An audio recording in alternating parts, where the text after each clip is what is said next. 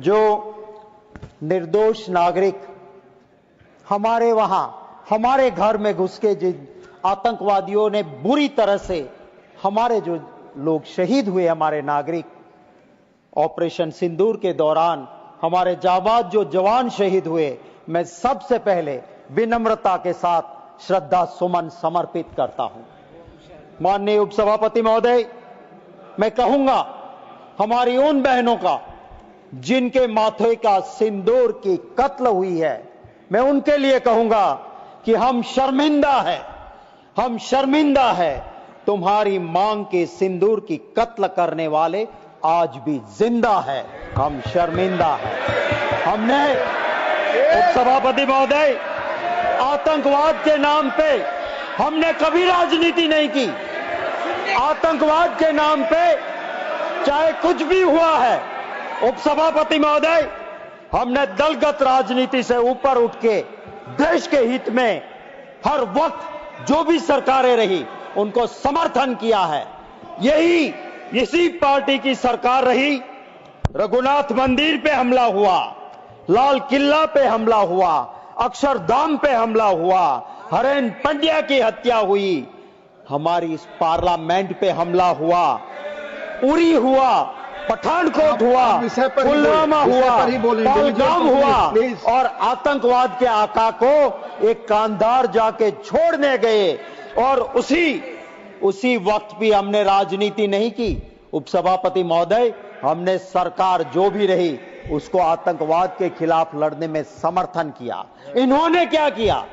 जब बंबई में आतंकवादी हमला हुआ, सारी सिक्योरिटी ने मना कर दिया कि अभी यहां पे आप इंटरव्यू मत दो, राजनीति मत करो। आज के प्रधानमंत्री गुजरात के मुख्यमंत्री थे, वहां जाके प्रेस कॉन्फ्रेंस ताज होटल के सामने करके राजनीति की, ये उनका इतिहास रहा है। माननीय उपसभापति महोदय, मैं सैल्यूट करता हूं हमारी जाबाज फौज के। उन्हीं के एक जीडी बख्शी साहब ने कहा कि क्या हो रहा है ये आरआर सेक्टर में, मैंने भी उन्होंने कहा काम किया है।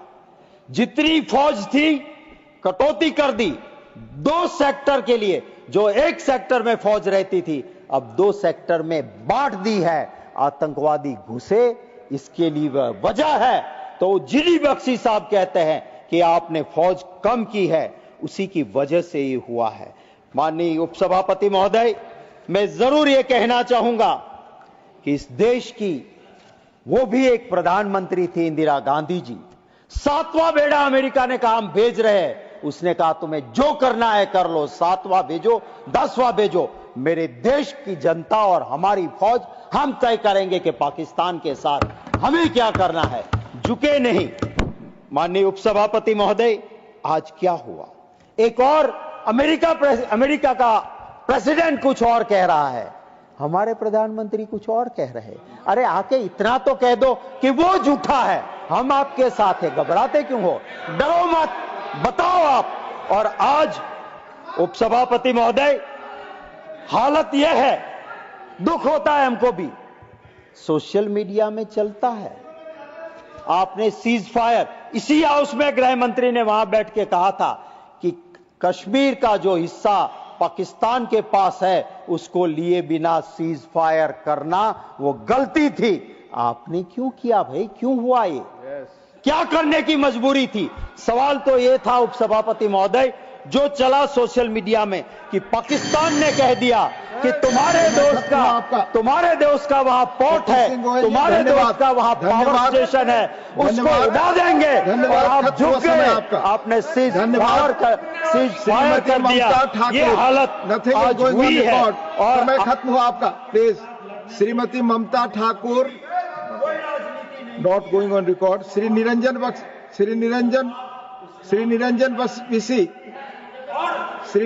विसी, please, I have already taken more time. Conclude.